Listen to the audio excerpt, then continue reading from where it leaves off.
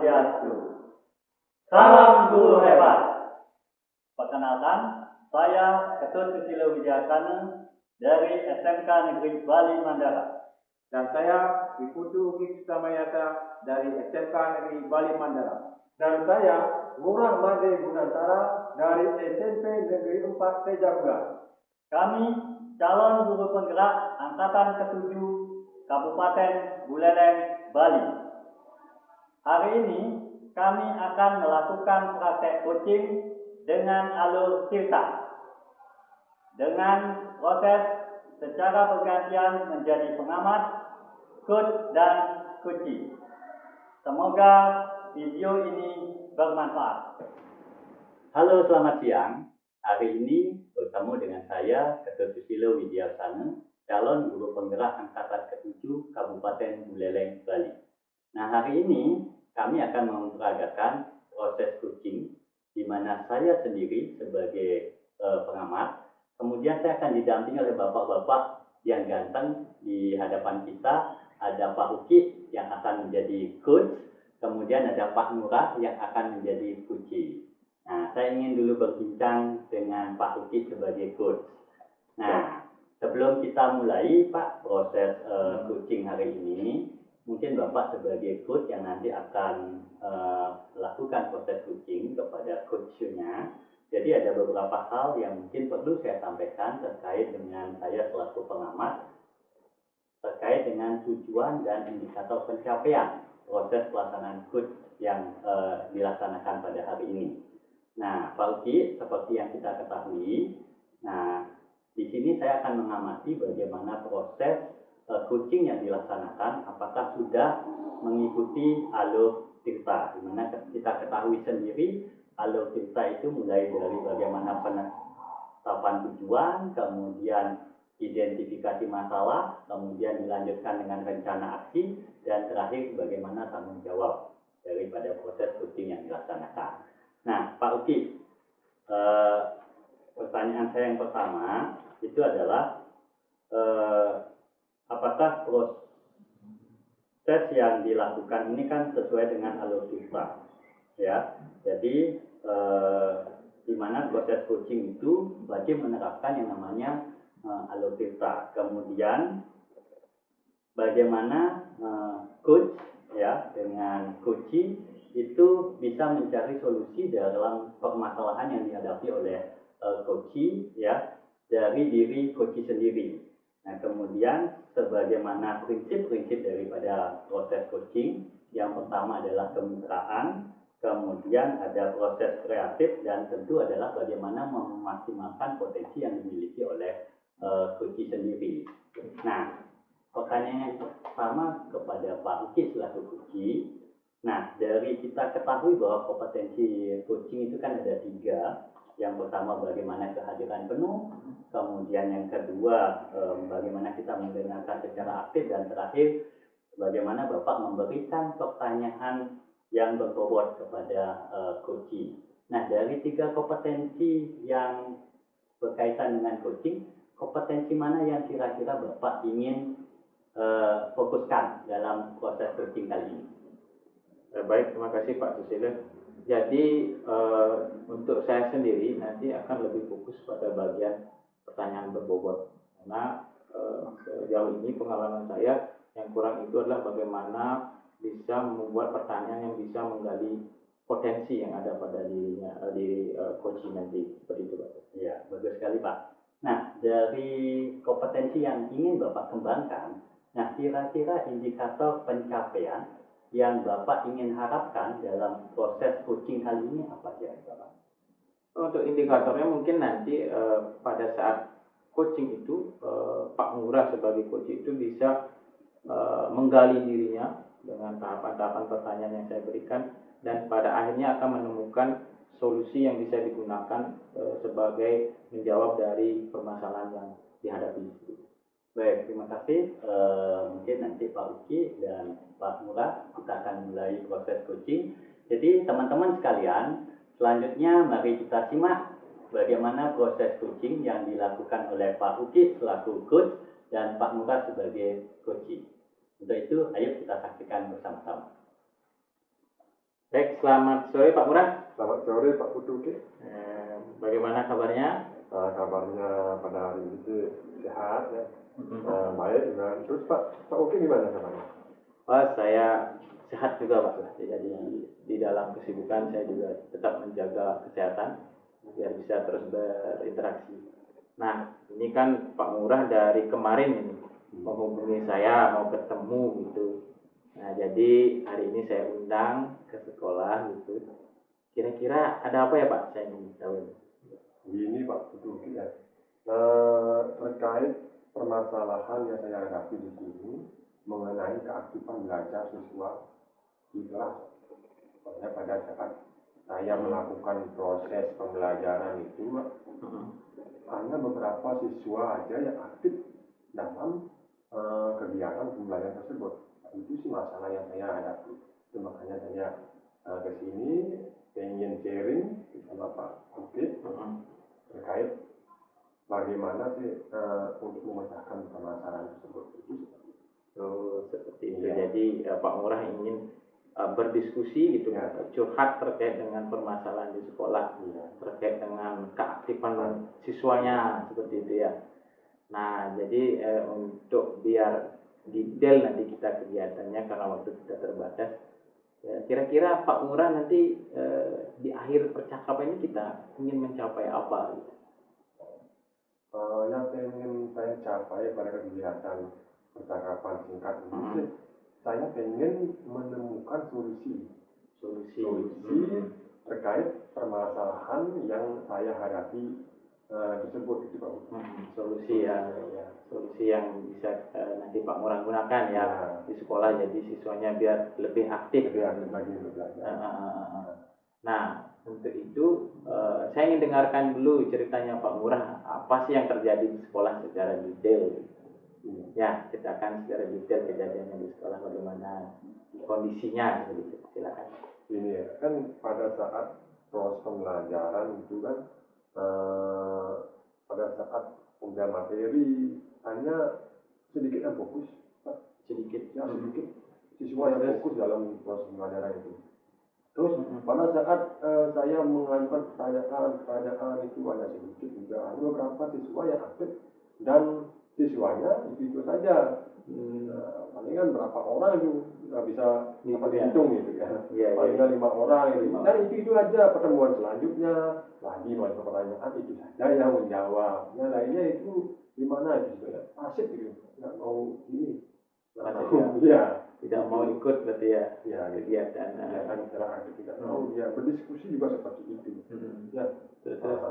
Pada saat berdiskusi yang menjadi ketua kelompok, saya kan sudah pada saat membentuk kelompok itu kan sudah saya pilih siapa yang paling tinggi nilainya itu saya pakai ketua kelompok. Dan yang mengerjakan yang aktif hanya itu aja. Kembali yang itu yang lainnya itu sih hanya numpang saja dia gitu. Seperti itu dah kejadian sekolah saya Pak. Oke. Jadi keadaannya adalah banyak siswa yang tidak aktif ya, sebagian besar yang aktif hanya itu saja.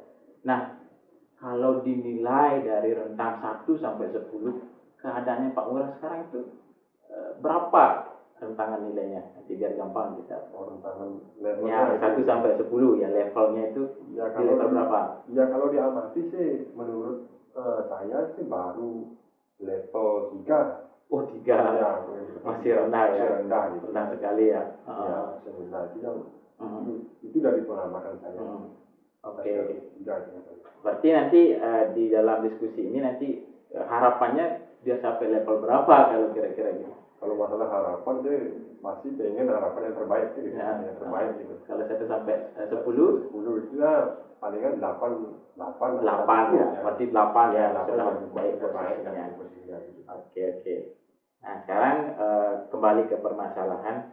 Kalau menurut pandangnya Pak Murah, siswa aktif tuh idealnya itu seperti apa Pak Murah? Ya kita paham dulu. Ya, kalau menurut pandangan saya sih siswa yang aktif itu seperti yang singgung tadi itu kan pada saat proses pembelajaran, pada saat guru menyampaikan materi, dia selalu mendengarkan aktif. Dan pada saat menjelaskan kan ada proses tanya jawab, pada saat memberikan pertanyaan dia secara aktif juga mengangkat tangan, dan sebagian besar mengangkat tangan untuk menjawab dari pertanyaan-pertanyaan itu sih yang saya harapkan. Dan pada saat berdiskusi juga aktif mencari solusi, bahkan berbagai permasalahan yang aktif kan masing-masing kelompok kan bisa ke kelompok lain untuk menanyakan, itu termasuk aktif itu. Dan untuk pada saat selesai berdiskusi yang presentasi sih saya harapkan sih bergantian begininya biar semuanya dapat gitu kan. Yang selanjutnya si A misalnya presentasi, tapi yang kenyataannya itu juga siswa itu aja yang presentasi. Itu sih saya harapkan sih siswa yang aktif itu semuanya biar dapat bergantian ya, bergiliran ya presentasi ke depan. Seperti itu sih menurut saya siswa yang aktif itu. Nah coba sekarang kita gali ke lingkungan sekolah kan. Pasti kan sekolah punya fasilitas, punya lingkungan, maksudnya guru-guru atau fasilitas sekolah. Kalau dianalisa Aji, kira-kira ada nggak yang kemungkinan menyebabkan hal itu terjadi? Mungkin kekurangan apa misalnya? Ada nggak? Kalau dari segi fasilitas, dari segi fasilitas sih, menurut saya di sekolah fasilitas mendukung. LCD ada, terus apalagi itu internet juga ada di sana. Terus Chromebook ada, dan sekolah juga sudah menyediakan tab juga ada. Sudah lengkap tapi tab disediakan, tapi masih jarang digunakan. Itu sih fasilitas sudah lengkap. Fasilitas. Nah sekarang dari diri Aji, kira-kira kalau digali dalam diri Aji, apa kelebihan Aji sebagai seorang guru kita lihat? Kalau kelebihan saya sih dalam pembuatan media sih. Bisa membuat media seiring dengan kemajuan teknologi sekarang itu kan. Guru itu kan dituntut juga kan biar menguasai teknologi. Itu kelebihan saya, mampu sih membuat media-media interaktif dengan menggunakan media Canva misalnya, bisa sih. Itu sih kelebihan saya. Canva sih Canva. Ada lagi yang lain misalnya kelebihannya apa gitu sih? Kelebihan yang Aji miliki misalnya, bukan kelebihan sih. Apa sih yang Aji miliki sebagai guru yang bisa Aji gunakan nanti? Selain penguasaan media Canva juga sih, saya juga bisa menerapkan berbagai metode pembelajaran. Metode pembelajaran bisa. Oke. Jadi saya rasa sih sangat luar biasa ya, fasilitas sudah mendukung. Aji juga kemampuan profesionalismenya sudah sangat baik menurut saya. Nah, dari semua hal yang Aji lihat di sini, kira-kira Aji bisa memikirkan apa gitu untuk permasalahan ini? Kalau misalnya Aji pikir dari bisa Canva, terus Aji ada tab, Aji bilang jarang digunakan, dan internet juga ada gitu. Kira-kira terbersit nggak sesuatu di pikirannya Aji? Oh, ini bisa digunakan untuk biar siswanya mau bergerak atau berkegiatan. Gimana Aji? Coba. Nah, dari kita hubungkan dengan fasilitas sekolah yang disebutkan tadi itu kan, saya dapat pikirkan itu dalam pembuatan media pembelajaran nanti kita lakukan di proses pembelajaran juga bisa. Seperti apa aja kalau detailnya gitu? Ya, seperti misalnya menggunakan LCD kan, kita membuatkan bahan pembelajaran misalnya berupa PowerPoint, nanti kita tayangkan di sana, itu kan juga termasuk ya. Terus media Canva biar menarik, karena saya lihat kalau kita membuat media dengan Canva di sana desainnya sangat menarik sekali. Sama sekali. Jadi kita bisa juga membuat lembar kerja presentasi kan, itu bisa kita buat di sana. Nanti kita sebarkan, cetak mungkin nanti bisa juga ya. Kita sebarkan. Terus kalau kelebihan Canva itu banyak sekali. Misalnya kita langsung saja di sana kita membuatkan sebuah link. Link misalnya materi, misalnya nanti kita selipkan di Canva, kita buatkan nanti link materi misalnya.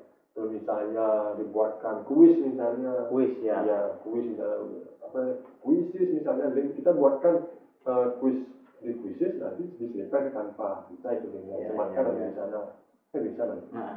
Tapi kan karena sekolah saya sih ya belum 100% sih dibolehkan membawa HP, bawa HP kan.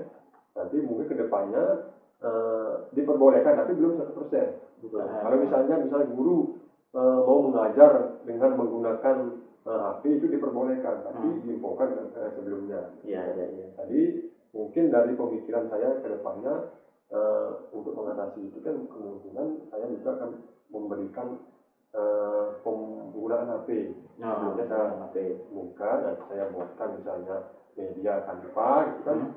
Saya buatkan juga kuis, langsung saya sematkan di Canva tersebut.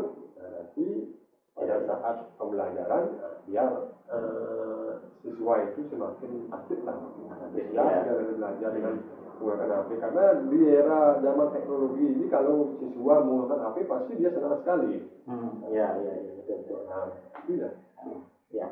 Saya lihat sih sangat luar biasa Cik dari penggaliannya di sana, menggunakan fasilitas sekolah dari LCD, jadi ada tab juga, terus menggunakan Canva ya yang lagi viral sekarang ya, di guru juga. Saya rasa Cik sudah pro dalam bidang saya tadi, dari penjelasannya itu sangat luar biasa menurut saya. Jadi itu jadi nanti menggunakan media digunakan untuk siswanya seperti dia, lebih menarik.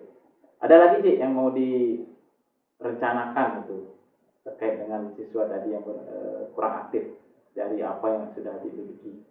Rencananya kan mungkin metode juga. Metode ya tadi kelebihannya kan metodenya mungkin dengan biar siswa lebih aktif lagi, kemungkinan saya akan memakai metode yang lebih kooperatif kan. Misalnya karena sekarang kebanyakan metode pembelajaran itu kooperatif, jadi kemungkinan saya memberikan permasalahan kepada siswa, problem machine learning namanya itu. Permasalahan nanti siswa itu yang akan menemukan sendiri permasalahan tersebut melalui materi-materi atau konten-konten yang saya berikan lewat media Canva tersebut. Dia menemukan sendiri. Nyambung jadinya. Luar biasa. Jadi dari materi terus ke Canva dengan desain seindah mungkin, waktu menggunakan problem based learning tadi biar lebih menantang ya, tidak ngantuk siswanya ya. Jadi dikasih permasalahan untuk diselesaikan, kemudian didiskusikan seperti itu. Ada lagi Cik selain itu? Yang saya rasa mungkin itu aja dulu. Dua aja ya. Jadi secara rencana ada dua. Saya rasa sih sangat luar biasa dari ide-idenya itu. Nah, sekarang untuk realisasinya ke depan, kira-kira kapan Najib mau melaksanakan ini? Iya, untuk pelaksanaan sih pasti secepatnya mungkin. Besok sudah bereaksi. Mulai dari apanya nih besok? Perancangan medianya dulu ya. Perancangan medianya. Kira-kira materi apa yang mau diambil untuk besok ini? Nah, kebetulan sekarang ini materinya tentang sejarah itu kan. Sejarah sekarang sejarahnya itu materi latar belakang penjelajahan bangsa Eropa yang datang ke Indonesia. Mungkin itu dulu saya sediakan konten-konten atau materi-materinya dengan baik, saya kemas sebaik mungkin. Nanti biar siswa itu merasa antusias untuk mencari permasalahan-permasalahan yang saya akan berikan lewat modal pembelajaran problem machine learning nanti. Jadi besok sudah eksekusi, kemudian baru bulan inilah kita Ajik mau laksanakan dengan problem based learning itu ya. Minggu ini sudah cepat sekali, luar biasa ini Ajik. Ini nggak cepat namanya Ajik ya. Karena satu minggu untuk IPS-nya kan 2 kali pertemuan. Berarti sudah bisa ya dieksekusi ya. Berarti 2 solusi tadi sudah digunakan di minggu ini. Ya, saya coba. Oke, luar biasa Ajik. Oke, itu Jik. Saya rasa Ajik sudah menemukan sendiri solusinya ini. Sekarang bagaimana perasaan Ajik terkait yang sudah Ajik? Perasaan saya lega, saya senang juga ya. Dengan melalui percakapan singkat ini, sharing sama Pak Putu, jadi Saya menemukan ya solusi tentang permasalahan yang saya hadapi. Pokoknya saya merasa senang hari ini. Oke. Terus tadi kan levelnya 3. Ya. Kira-kira dengan solusi yang Adik buat tadi 2 itu bisa level berapa? Nyampe nggak level yang kayak? Nah, saya yakini pasti sampai. Ya? Iya, tapi level 8 kan. Level 8 ya. Yakin ya. Harus optimis itu. Ya. Baik. Jadi seperti itu Ji. Jadi Adik sudah menemukan solusinya. Nanti saya harapkan saya menemukan berita baik dari Adik. Kedepannya nanti kita ketemu lagi. Karena Adik tadi sudah menyampaikan, sudah menyimpulkan bahwa menemukan 2 solusi yang saya dengar akan dieksekusi minggu depan. Dari besok ya sudah disediakan, minggu depan dieksekusi. Nanti setelah minggu depan kita ketemu lagi. Saya ingin berbincang lagi bagaimana perkembangan, karena jujur saya juga belajar dari Adik dari sini ya. Jadi seperti itu Ji. Terima kasih banyak. Terima kasih juga Pak. Jadi berbagi juga. Waktu, seperti itu. Ya, terima kasih. Ya, demikianlah proses coaching yang dilakukan. Nah, sebelum kita lanjut, saya ingin berbincang dulu dengan coach kita Pak Uki. Nah, Pak Uki, dari proses coaching yang dilaksanakan tadi, menurut Bapak, apakah proses coaching yang kita laksanakan ini sudah mengikuti alur kita, Pak? Saya rasa sudah Pak, karena dari awal tujuan sudah ditanyakan, kemudian identifikasi sudah dilaksanakan, terus rencananya sudah jelas, dan tanggung jawabnya juga sudah ada. Jadi jadwal kegiatan sudah dijelaskan seperti itu. Nah, dari target indikator pencapaian yang Pak Uki tadi tetapkan, kira-kira sudah tercapai nggak dalam proses coaching kita? Saya rasa sudah tercapai, namun saya tidak ingin berpuas diri dulu. Karena saya yakin tadi saya juga merasa sedikit kebingungan ketika ada respon-respon yang berbeda. Jadi saya harus memikirkan lagi pertanyaan yang saya harus susun kembali, karena tidak mudah dalam merespon secara langsung seperti itu. Tapi secara keseluruhan saya lihat tadi Pak Lurah sudah menemukan solusi-solusinya dan juga langkah-langkah yang akan dilaksanakan. Oke. Nah, boleh saya sampaikan Bapak catatan saya selaku pengamat terkait dengan proses coaching kita hari ini. Jadi yang pertama adalah proses coaching yang kita lakukan sudah mengikuti alur kita, ya, mulai dari yang pertama menetapkan tujuan, kemudian identifikasi masalah, kemudian bagaimana menyusun rencana aksi sampai sebuah tanggung jawab. Nah, itu sudah muncul ya, sehingga proses coaching sudah sesuai dengan alur kita yang sudah ditetapkan. Nah, kemudian yang kedua, terkait dengan kompetensi yang ingin dikembangkan oleh Pak Uki tadi menyampaikan bagaimana Pak Uki sebagai coach ingin mengembangkan fokus pada bagaimana menyusun pertanyaan yang berbobot dalam proses coaching. Nah, di sini saya lihat Pak Uki sudah berupaya bagaimana menyusun, memberikan pertanyaan-pertanyaan yang berbobot kepada coachee, sehingga nanti dari coachee bisa memaparkan terkait dengan apa solusi dari permasalahan yang dihadapi. Nah, kemudian dari sisi prinsip coaching yang dilaksanakan, ini sudah sesuai dengan prinsipnya, mulai dari adanya kemitraan, kemudian proses kreatif, sampai tadi memaksimalkan potensi yang dimiliki oleh coachee. Nah, itu catatan-catatan saya dalam proses coaching, Pak. Nah, sebelum kita akhiri, mungkin ada satu pertanyaan dari saya, Pak. Nah, tadi kan kompetensi yang Bapak mau kembangkan itu adalah bagaimana menyusun pertanyaan berbobot. Nah, ke depan, Pak, terkait dengan proses coaching selanjutnya, kira-kira kompetensi apa yang mau Bapak kembangkan lagi, Pak? Nah, kalau kompetensi yang mau dikembangkan, mungkin semuanya pasti saya kembangkan, tapi yang lebih fokus lagi masih pada pertanyaan berbobot, Pak. Karena ini perlu latihan yang cukup lama menurut saya kalau dibandingkan dengan kompetensi yang lain. Jadi terus latihan sehingga terbiasa dengan proses itu. Oke, terima kasih Pak Uki, Pak Ngurah. Proses coaching hari ini sudah berjalan dengan lancar dan kita akan lanjutkan dalam proses coaching selanjutnya. Oke.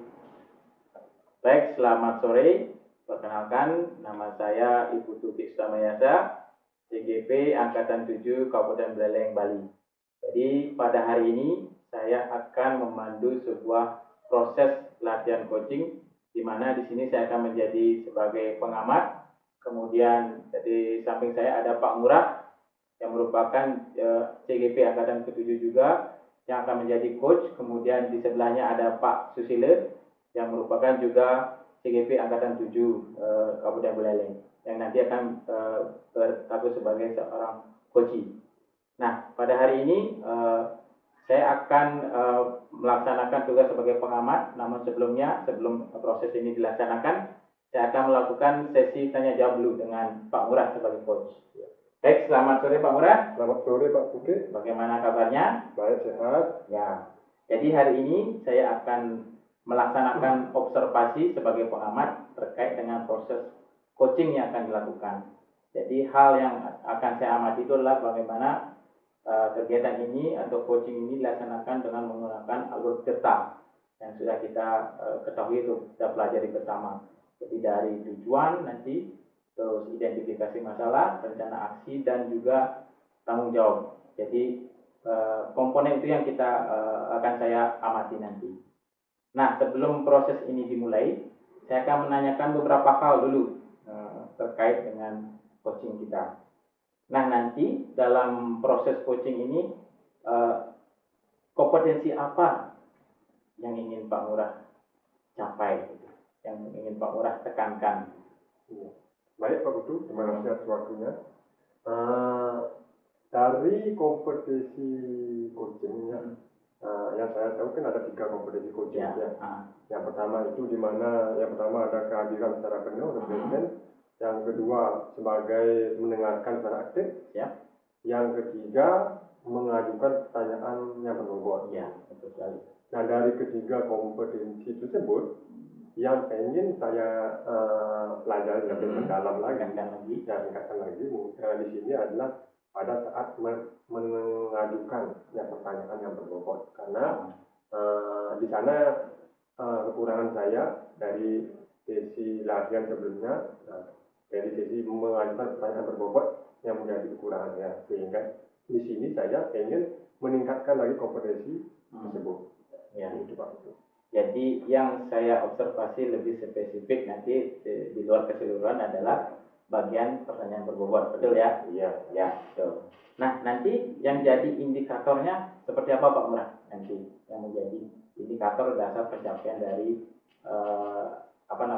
tujuan tadi. Iya. Yang menjadi indikator tentang kompetensi tersebut, pertanyaan berbobot itu sih indikatornya saya nanti dia mampu menggali permasalahan yang dihadapi oleh coaching. Seperti itu ya. Baik, saya rasa sudah dijelaskan secara detail dari tujuan dan indikator. Jadi untuk mempersingkat waktu, nanti Pak Murah silakan melakukan proses coachingnya dengan Pak Susile. Nanti di akhir kita akan ada sesi pra, seperti itu. Baik teman-teman sekalian, kita akan menyaksikan proses latihan coaching yang dilakukan oleh Pak Murah dan Pak Sus. Untuk itu waktu saya persilakan. Selamat sore Pak Putu. Oke, selamat sore Pak Muka. Ya, bagaimana kabarnya pada hari ini? Hari ini ya dibilang kondisi saya baik-baik juga Pak, tetapi ya rada-rada agak sakit karena pusing Pak mikirin anak-anak saya Pak. Rada pusing ya dia. Iya Pak. Iya. Baik Pak Putu, kemarin saya sempat buka WA dia. Katanya Pak Putu mau ada hal yang perlu dibicarakan ya. Ya, sebenarnya sudah dari lama saya mau WA Bapak. Saya ingin sedikit curhat, mungkin ada Bapak ngasih masukan saya terkait dengan permasalahan yang saya hadapi. Mungkin nanti saya ingin dapat solusi begitu, sehingga apa yang ada di otak saya mengganjal setidaknya bisa plong lah, sehingga bisa bagaimana nanti anak-anak bisa belajar dengan baik Pak. Oh, seperti itu ya, berarti Pak Putu yang diharapkan dalam sisi percakapan ini berarti mau menemukan solusi ya. Terus sekarang apa yang Pak Putu ingin dapatkan ya dari percakapan ini? Nah, saya ingin dapat solusi Pak. Jadi saya punya masalah. Jadi bagaimana anak-anak saya di kelas ketika belajar, satu, sulit sekali mengaktifkan anak-anak untuk aktif belajarnya, ya. Saya minta mengerjakan ini, hanya ngerjain 1-2 orang. Kemudian saya lihat hasil belajarnya juga kecil-kecil, Pak. Apalagi saya ngajar IPA, fisika, nilai anak-anak itu kebanyakan di bawah KKM, Pak. Berarti yang Pak Putu pengen dapatkan dalam tahapan ini berarti keaktifan siswa menemukan solusi dari masalah yang Pak Davi terkait keaktifan siswa. Ya, benar sekali, ya, Pak. Hasil belajarnya kecil juga seperti itu Pak Putu ya. Gitu. Ya, baik. Nah sekarang coba Pak Putu ceritakan dulu ya bagaimana kejadian apa yang terjadi di sekolah Bapak ya, jadi terkait tentang permasalahan yang Bapak hadapi. Begini Pak, jadi saya misalnya ngajar fisika di kelas. Nah, saya kasih tuh soal-soal Pak. Saya maunya anak-anak itu bisa aktif mengerjakan soal itu. Nah, ketika saya kasih anak-anak itu soal, ternyata yang ngerjain hanya 1-2 saja, yang lain cuma bengong begitu. Saya lihat juga hasilnya, saya suruh maju dia ke depan untuk mengerjakan juga, jawaban mereka nggak bisa. Nah, ini yang perlu kira-kira bagaimana solusi yang bisa saya lakukan ya, yang harus saya lakukan buat, apakah harus saya mengubah strategi, model, ataukah penilaian saya Pak terhadap hasil belajar anak-anak saya. Oh, gitu ya Pak ya. Berarti yang Bapak hadapi di sekolah itu mengenai keaktifan belajar, hasilnya Bapak memberikan soal-soal, ternyata siswa-siswa, hanya beberapa siswa yang mendapat nilai yang bagus, gitu ya. Seperti itu. Nah, terus sekarang yang saya tanyakan di sini, apa sih yang mempengaruhi hal tersebut Pak? Nah, mungkin kalau saya sendiri melihatnya satu, mungkin minat anak untuk belajar fisika itu yang rendah Pak. Ya mungkin karena sulit, kemudian juga ini juga mungkin karena faktor ya tidak saya pungkiri, mungkin apakah pendekatan saya yang kurang bagus misalnya, ya sehingga anak yang aktif hanya itu saja, sedangkan yang lain bengong melihat temannya begitu. Saya inginnya ke depannya anak-anak saya semuanya bisa aktif begitu, sehingga nanti dampak pembelajarannya bisa lebih baik lagi. Nah, itu sih harapan saya ke depan Pak. Baik, kalau dilihat dari tantangan level 0 sampai 10, kira-kira siswa murid-murid Bapak di sekolah itu masih dalam tahap level berapa? Kalau saya leveling itu semuanya hampir di bawah KKM Pak, paling rata-ratanya antara 5 sama 6 gitu, sulit sekali. Harapan saya kan ya sebagai seorang pendidik itu nilai anak-anak saya itu di rentang 8, 9, mungkin 10 Pak. Itu. Terus untuk selanjutnya apa yang bisa membuat ya itu terwujud Pak? Nah, saya sih sudah berpikir Pak dari kemarin itu bagaimana strategi saya untuk mengaktifkan anak-anak saya. Saya mau ubah Pak pendekatan saya. Kalau selama ini mungkin saya lebih banyak pada bagaimana siswa diberikan LKBT, langsung mereka mengerjakan. Mungkin saya ingin cek dulu. Nah, lebih banyak dengan cara satu belajar kelompok. Jadi anak-anak yang semula ini aktif, ya, saya akan jadikan tutor sebaya.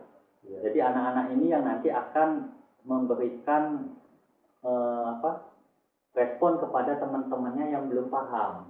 Nah, rencana seperti itu Pak, saya ubah strateginya. Jadi lebih banyak pada pembelajaran secara berkelompok dengan pengembangan tutor sebaya. Kemudian dari sisi media, saya sih harapannya mungkin anak-anak sekarang mungkin kenapa dia kurang tertarik, mungkin media saya juga kurang bagus Pak.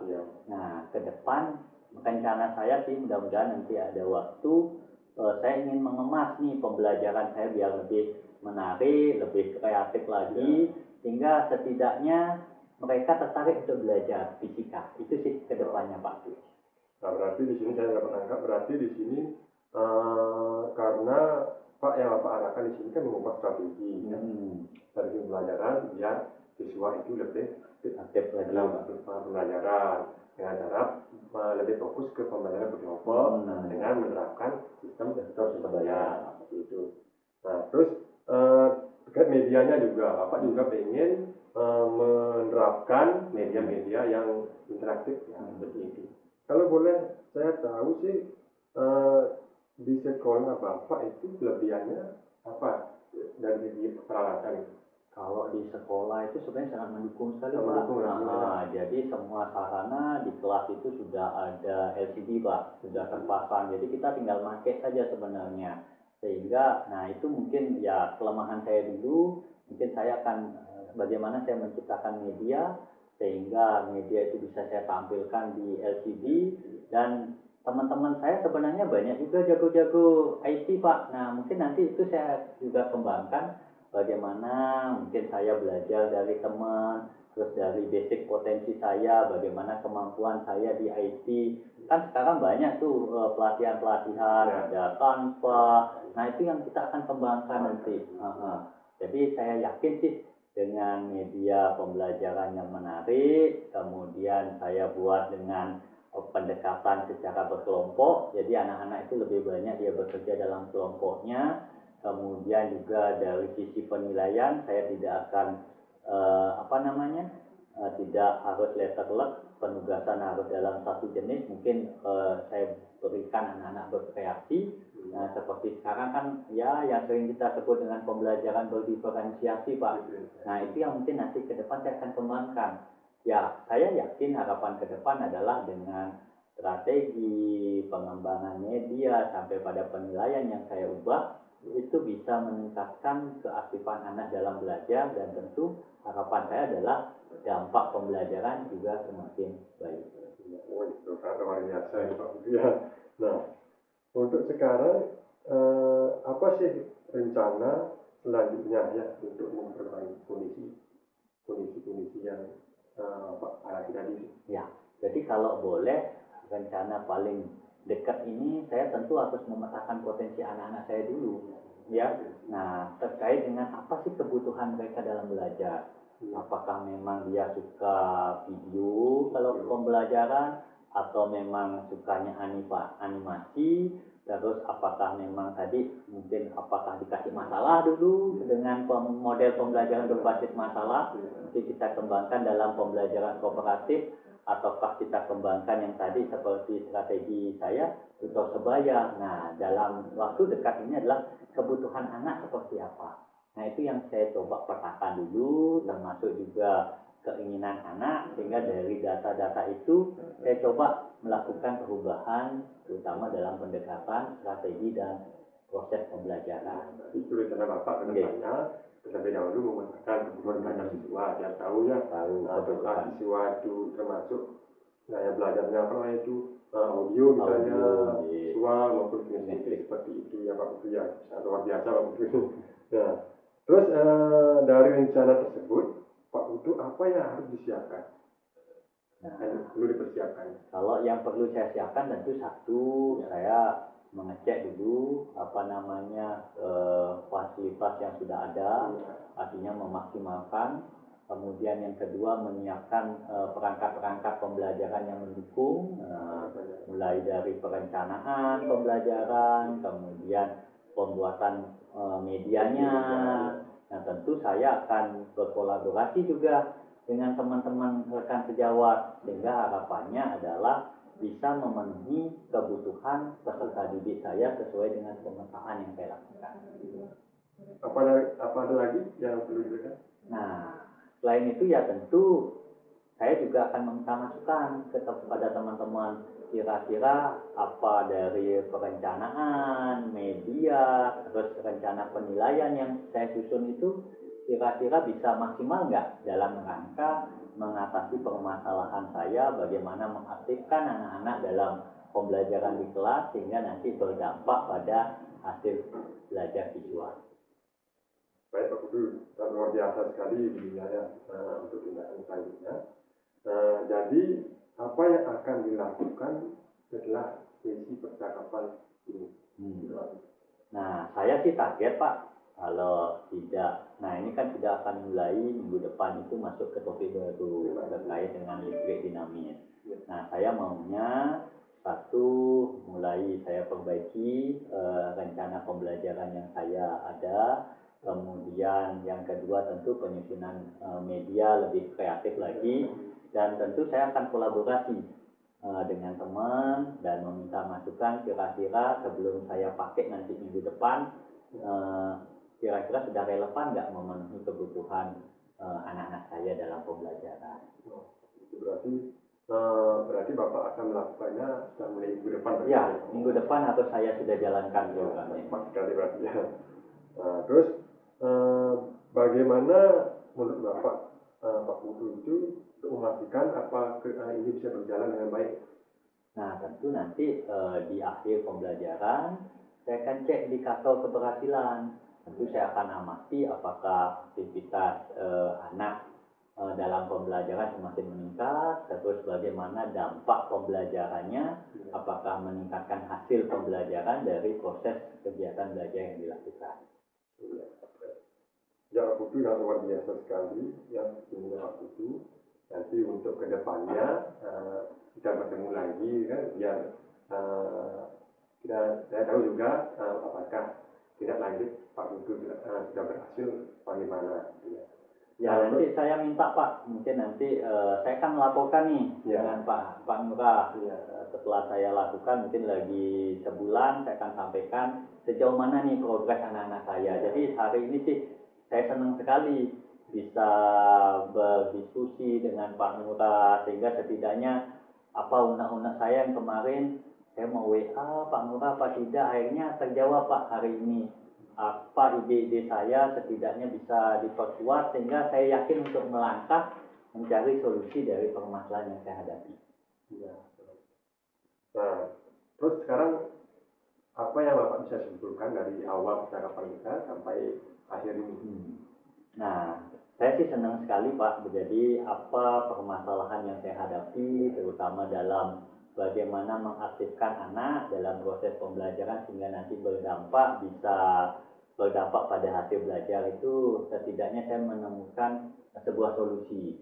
Jadi bagaimana saya bisa melakukan pendekatan, mengubah pendekatan strategi saya, bagaimana lebih mengaktifkan anak untuk belajar, termasuk juga bagaimana media pembelajaran yang dibuat lebih kreatif, sehingga kedepannya saya yakin bahwa saya bisa memperbaiki atau hasil belajar anak-anak saya. Luar biasa sekali ya.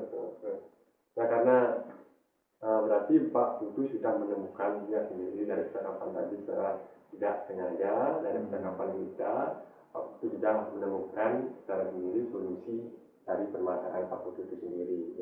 Nah, karena ini percakapan singkat, kemungkinan jadi untuk sesi percakapan ini saya ya. Terima kasih banyak waktunya ini Pak Ngurah untuk sama-sama juga.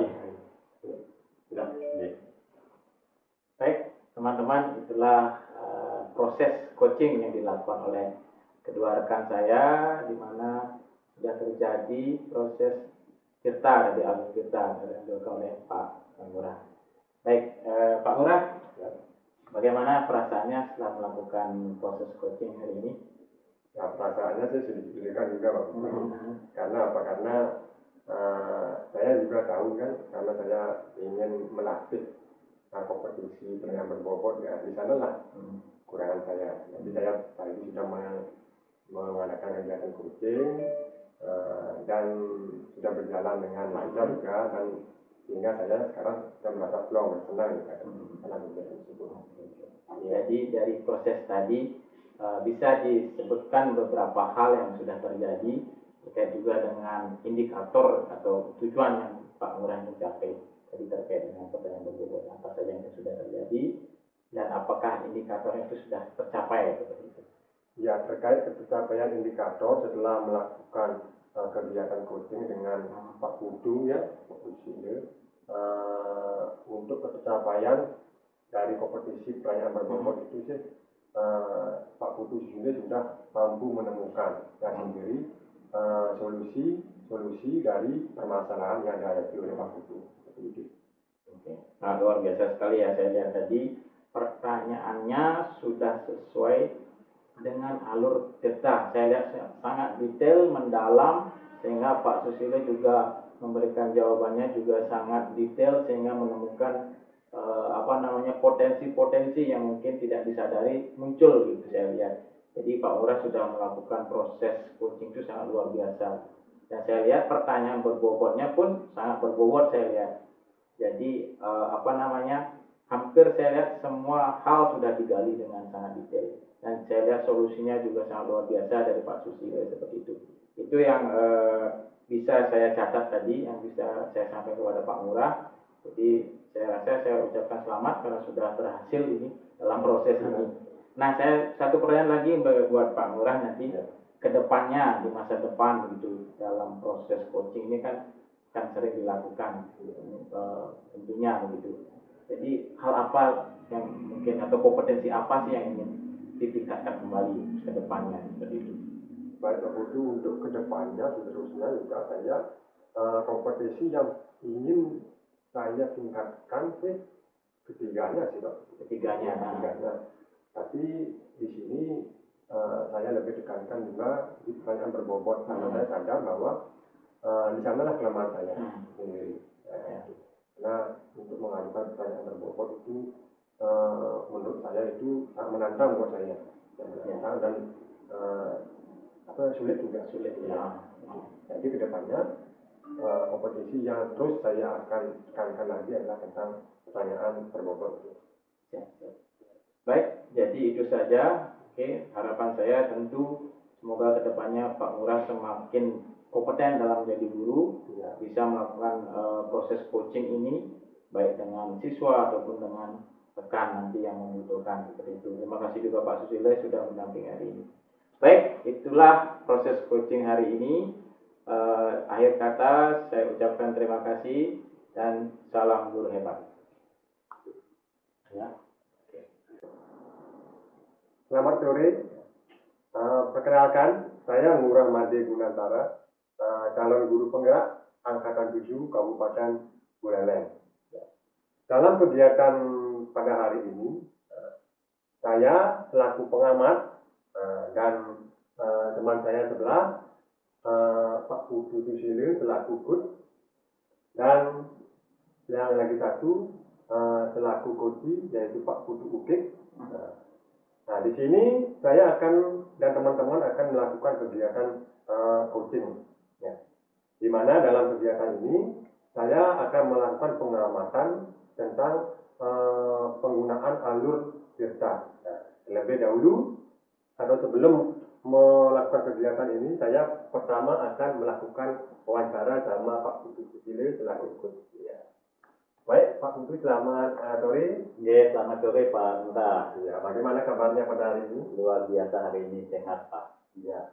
Pada kali ini Pak Putu akan melakukan kegiatan coaching dengan Pak Putu. Maka dari itu saya sebelum melakukan kegiatan coaching itu, saya akan mengajukan beberapa pertanyaan kepada Pak Putu. Ya. Menurut Pak Putu, kompetisi apa yang ingin Pak Putu tingkatkan dalam kegiatan coaching?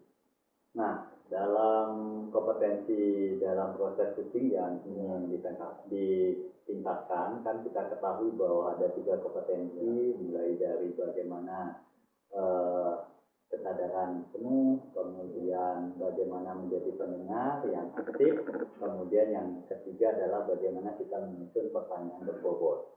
Nah, dari 3 kompetensi coaching yang ingin kita terapkan dalam proses coaching yang dilaksanakan, saya fokus pada 2 kompetensi yang ingin saya kembangkan. Tentu yang pertama adalah bagaimana menjadi pendengar yang aktif, kemudian yang kedua bagaimana saya bisa memberikan atau mengajukan pertanyaan yang berbobot kepada coaching. Karena 2 hal ini menurut saya sangat prinsip dalam kita melakukan proses coaching, karena bagaimana kita menjadi pendengar yang aktif, ya. Jadi tidak kita yang menyampaikan permasalahan, tetapi lebih banyak tertumpu pada coaching kita. Kemudian juga bagaimana kita bisa menggali potensi yang dimiliki oleh coach sendiri dengan menyusun pertanyaan-pertanyaan yang berbobot. Nah, itu dua kompetensi yang ingin saya kembangkan dalam proses coaching kali ini. Iya, baik ya. Berarti dalam proses coaching pada kali ini, Pak Putu akan meningkatkan kompetensi, dua kompetensi gitu kan. Yang pertama sebagai pendengar yang aktif, yang kedua mengajukan pertanyaan-pertanyaan yang berbobot. Dua kompetensi yang ini. Nah, terus pertanyaan selanjutnya, apa yang menjadi indikator pencapaian dari kompetisi yang Bapak ingin tingkatkan tersebut? Nah, dari proses coaching yang dilakukan, tentu harapannya adalah saya bisa membantu coach ya dalam menyelesaikan permasalahannya sendiri, dan tentu bagaimana bisa nanti menemukan tahapan-tahapan atau langkah-langkah dalam menyelesaikan permasalahan yang dihadapi oleh coach dari dirinya sendiri. Nah, itu yang akan menjadi indikator pencapaian dalam proses coaching kita kali ini. Ya, berarti indikator utamanya adalah mampu memberikan solusi ataupun menemukan si coach ini menemukan atau menggali menggali si coach bisa menggali permasalahannya dan menemukan sendiri solusinya. Baik, untuk selanjutnya langsung saja kegiatan coaching dimulai. Untuk waktu saya serahkan kepada Pak Uki. Ya, terima kasih. Halo Pak Uki. Halo Pak Sus. Nah, bagaimana kabar Pak Uki hari ini? Wah, sangat baik Pak Sus. Kalau Pak Sus gimana kabarnya? Hari ini saya luar biasa. Saya tadi keliling-keliling sekolah, cuma saya melihat tuh kenapa forum mukanya Pak Uki itu tidak seperti biasanya. Mungkin Pak Uki ada permasalahan, Pak? Ya, betul Pak. Pak Susilo, saya sebenarnya lagi galau sebenarnya gitu. Dari 2 minggu lalu saya pusing memikirkan siswa saya sebenarnya begitu. Karena sudah beberapa kali pembelajaran tidak ada peningkatan, terutama terkait dengan kemampuan berbicara bahasa Inggrisnya di jurusan PKRU terutama Pak. Itu saya temukan sangat sulit lah saya temukan keadaannya seperti itu. Ya, Pak Uki, mudah-mudahan percakapan singkat kita kali ini nanti bisa menemukan solusi ya terkait dengan permasalahan yang dihadapi oleh Pak Uki. Nah, mungkin tadi sudah disampaikan oleh Pak Uki bahwa ada kegalauan ya terkait dengan bagaimana keaktifan anak-anak dalam penggunaan bahasa Inggris. Nah, boleh cerita enggak sejauh mana sih pencapaian anak-anak, Pak? Sejauh ini yang jadi masalah kan nanti kan kelas PKRU ya. Ini kendaraan otomotif itu dari awal saya mengajar, saya mengajarkan beberapa materi di mana fokus saya ingin mereka bisa berbicara bahasa Inggris sesuai dengan jurusannya. Seperti contohnya menjelaskan proses perbaikan motor atau mobil ataupun dalam melayani tamu gitu. Nah, sampai hari ini saya lihat progresnya tidak begitu signifikan. Bisa dibilang masih sangat kecil persentase pencapaiannya seperti itu. Jadi itu yang menjadi kegalauan saya sejauh ini. Nah, kalau saya boleh salahkan Pak, dari skor 1 sampai 10, kira-kira level pencapaian bahasa Inggris anak-anak kita di PKRU itu berapa Pak? Kalau saya skalakan sih, saya lihat itu masih di angka atau level 4 Pak. Saya lihat masih sangat rendah. Masih sangat rendah Pak ya? 4 itu sangat rendah saya lihat. Kalau target Pak Uki sendiri terkait dengan level pencapaian bahasa Inggris anak-anak, harapannya berapa Pak? Kalau harapan saya sih di tahun ini, kalau bisa sih saya nggak muluk-muluk ya 7 lah dulu. 7 nanti ke depannya baru ditingkatkan lagi. Saya ingin peningkatan sampai 30% lah ke depannya.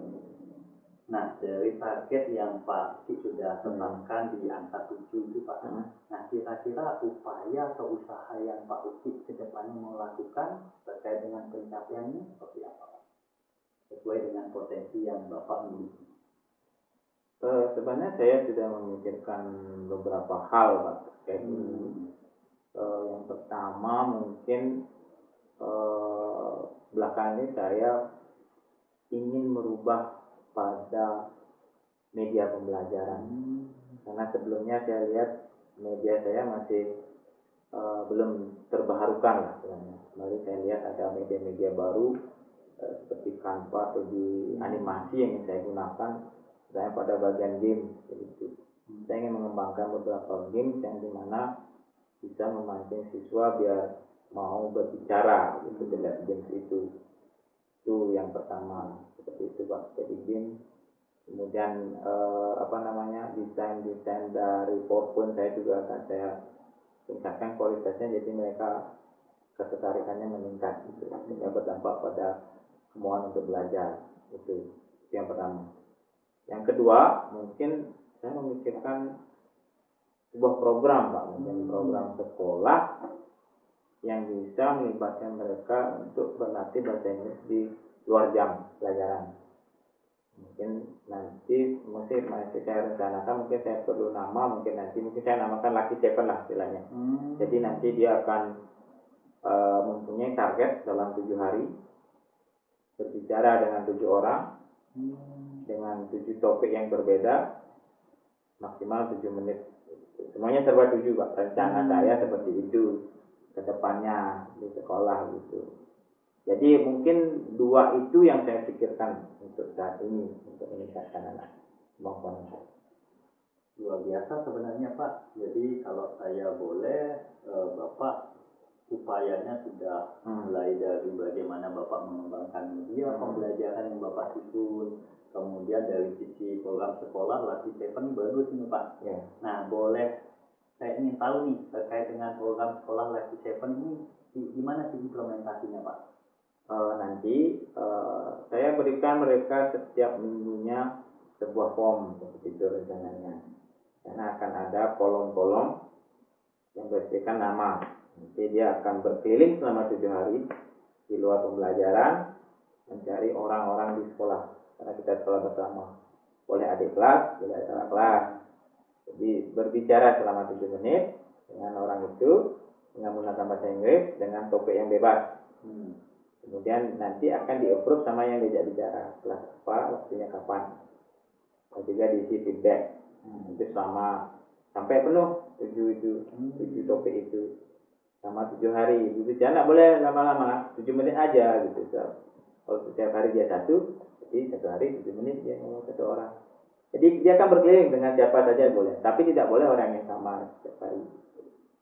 Itu sih programnya Pak, sederhananya.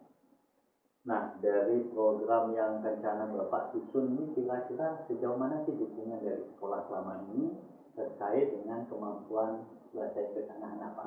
Kalau program sekolah sih saya butuh dukungannya itu dari guru dulu Pak ya. Kalau dulu ya guru juga mendukung dalam artian jika ada siswa yang meminta berbicara bahasa Inggris dilayani meskipun nanti dia menggunakan bahasa Indonesia, tolong dijawab dengan bahasa Inggris, tetap dilayani. Misal saya mau belajar bahasa Inggris, misalnya kalau dia minta dilayani dari guru. Kedua, mensupport program ini, artinya kalau menemukan kecurangan misalnya bagaimana, ya kita edukasi lah, bukan berarti dimarahin tapi diedukasi biar mereka memahami bahwa program ini penting. Kemudian di jurusan mungkin saya minta ke pemahaman mereka bahwa ada program seperti ini, jadi dia tidak benturan dengan program sekolah. Terus kemudian fasilitas mungkin akan banyak menggunakan kertas lah, karena kita akan mengeprint setiap minggu sejumlah siswa seperti itu Pak. Nah, menurut Pak Uki sendiri tadi sudah disampaikan nih mau pengembangan media pembelajaran, terus mau usul terkait dengan program sekolah Lucky Seven ini. Nah, kira-kira bisa menjawab nggak permasalahan terkait dengan bagaimana kemampuan bahasa Inggris terutama di kelas TKFU? Saya rasa bisa Pak, karena dari segi program sudah sangat menyeluruh. Di kelas ada kita menggunakan ya media tadi yang sudah bisa digunakan, artinya sudah menarik ketertarikan siswa dalam belajar, itu yang di awal. Kemudian program sekolah sudah lingkupnya lebih besar pada sudah aplikasi pada dunia nyata, saya lihat seperti itu. Mengambil satu topik yang mereka sukai, berdiskusi seperti itu. Nah, kira-kira untuk merealisasi target ini, Bapak ada hal lain nggak yang perlu Bapak lakukan? Kalau hal lain mungkin pertama saya harus menyiapkan ini secara matang dulu. Dalam artian membuatkan program, kalau butuh dana saya menyiapkan anggaran, nanti diajukan kepada pihak mungkin akademi atau kesiswaan, kemudian mensosialisasikan kepada guru kalau ada program sekolah seperti ini, kemudian baru sosialisasi pada siswa, baru kita eksekusi dan evaluasi lah di akhir itu. Nah, kira-kira tingkat keberhasilan daripada, atau mungkin Pak Uki bisa menetapkan indikator pencapaian daripada program ini seperti apa nanti ke depannya? Indikator pencapaian pada siswa maksudnya. Nanti akan berpengaruh pada pertama akan ada penilaian di kelas. Saya akan hubungkan dengan kemampuan berbicara mereka. Kalau mereka rajin, artinya sungguh-sungguh melakukan ini, pasti ada peningkatan. Jadi saya akan catat progresnya. Kemudian saya lihat dari lembar yang sudah dibuat. Nanti saya akan melakukan uji petik. Apakah benar orang ini diajak berbicara nanti. Kalau saya lebih saya panggil orangnya. Ini benar pada waktu ini melakukan wawancara atau diskusi dengan si A, gitu, uji petik nanti. Apakah benar berjalan atau tidaknya. Tapi untuk indikator sekali pasti pada peningkatan kemampuan berbicara siswa yang kita lakukan pada penilaian di kelas dampaknya. Itu yang jadi saya pakai indikator pencapaian. Nah, kira-kira kalau dari sisi waktu berapa lama target Bapak Pak Uki ini mau direalisasikan? Kalau program sekolah tentunya saya harap sih 2 minggu ini sudah rampung secara program. Minggu ketiga kita sudah selesai sosialisasi. Kemudian setelah itu kita sudah melakukannya secara rutin tiap minggunya kegiatan ini. Seperti itu. Terus kalau media pembelajaran sendiri kan ini langsung menyentuh ke anak-anak, kira-kira target dan indikator pencapaiannya seperti apa? Kalau media ini tentu saya akan bisa membuat collection media ya, sesuai dengan materi. Jadi kalau semester ini ada 10 materi, saya sudah punya medianya sampai 10 paket seperti itu. Mungkin bisa saya lakukan dari minggu ini, mungkin sesuai dengan kebutuhan materi pada KD yang akan dicapai pada semester ini. Jadi saya akan cicil satu persatu. Yes. Jadi luar biasa Bapak. Nanti mungkin saya akan lagi tanya, ya kita mungkin saya siap untuk membantu Bapak lagi. Kapan kita akan bertemu? Saya ingin tahu sejauh mana progres daripada program yang Bapak susun ini. Nah, terakhir Pak, dari percakapan kita terkait dengan kegalauan Bapak selama ini terkait dengan kemampuan bahasa Inggris anak-anak di TKFU yang rendah ini Pak. Nah, Bapak sudah sampaikan di sesi percakapan kita, kira-kira bagaimana perasaan sejauh ini Pak? Saya merasa lega karena dari bimbingan Pak Sus saya akhirnya menemukan beberapa solusi yang mungkin saya bisa pilih itu. Jadi saya bisa gunakan itu ke depannya. Harapan saya ini berhasil lah, meskipun nanti persentasenya belum mencapai sampai 80%, dan 70% itu saya sudah capai seperti itu. Oke, terima kasih Pak Uki, luar biasa. Dan saya berharap apa permasalahan yang dihadapi Pak Uki ya bisa mencapai sesuai dengan apa yang sudah dikerjakan. Terima kasih Pak. Baik, terima kasih atas kegiatan coaching yang dilakukan oleh Pak Putu Susile dengan Pak Putu Ukit yang dari coaching juga.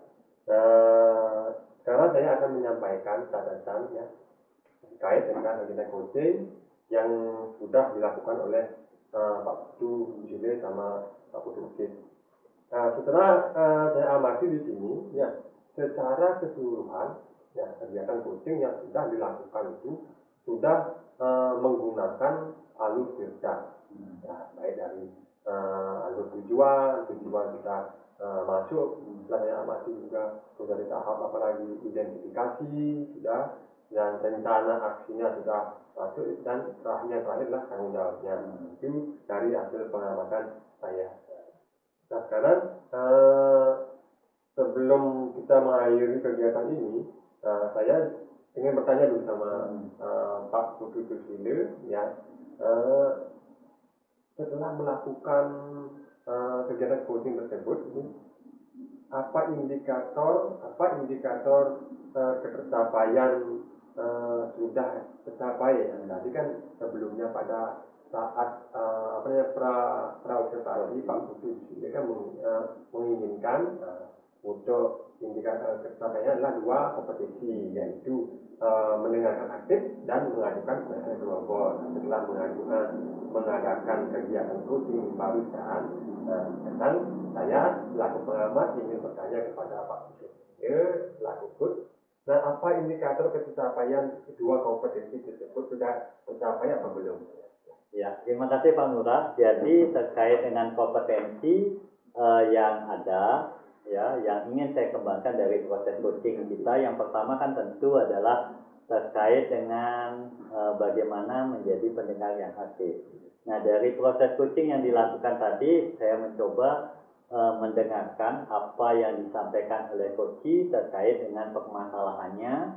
Kemudian saya coba pancing dengan pertanyaan yang berbobot, ya, sesuai dengan kompetensi yang dikembangkan. Dan harapannya tadi sudah saya dengar sendiri, coach sendiri sudah menyampaikan apa dari unek-unek yang disampaikan, kemudian dia sendiri mencari solusi dari permasalahannya. Dan di sini saya coba menjadi pendengar yang aktif, ya, bagaimana mengarahkan si coach ini dengan pertanyaan-pertanyaan yang berbobot. Jadi dari 2 kompetensi yang ingin saya kembangkan itu sudah bisa maksimal saya laksanakan. Mudah-mudahan ini terus bisa saya kembangkan. Luar biasa sekali ya Pak. Terus yang kedua, untuk tindakan ke depannya, di masa depan, apa kompetensi dari ketiga kompetensi itu, yang mana yang ingin di masa depan yang ingin Pak Susilo tingkatkan lagi? Nah, dari proses coaching ini kita ketahui kan ke depan bahwa coaching ini sangat penting sekali dalam dunia pendidikan, ya, di mana dari 3 kompetensi tentu semua kompetensi harus kita kembangkan, tetapi yang nanti ke depan yang perlu saya kembangkan tentu bagaimana menyusun atau menggali potensi daripada coach ini dengan bagaimana memancingnya dengan pertanyaan-pertanyaan berbobot. Nah, ini akan kita kembangkan sehingga model alutsista ini akan bisa kelihatan. Nah, ini perlu dilatih terus-menerus. Jadi tidak bisa kita stop proses coaching itu hanya sekali, tetapi ini menjadi proses pembiasaan ke depan dan bisa kita kembangkan termasuk dalam supervisi akademik ke depan. Baik, itu. Nah, mungkin itu saja ya dari pengamatan saya, sudah saya amati tadi, dapat disimpulkan bahwa secara keseluruhan sudah memasuki atau memenuhi alutsista, dan dari segi bahasa juga, dari segi gestur juga sudah mudah dimengerti. Ya, itu saja mungkin Pak Putu. Terima kasih atas waktunya. Baik, demikian kegiatan coaching yang sudah saya laksanakan, satu pengamat dan Pak Putu Susilo selaku coach dan Pak Putu Ukit selaku coaching. Untuk akhir kata, saya ucapkan terima kasih banyak dan salam guru hebat. Demikianlah video kami praktek coaching dengan alur Tirta. Semoga video kami bisa menginspirasi. Salam guru penggerak. Bergerak, bergerak, bergerakkan. Om Santi Santi.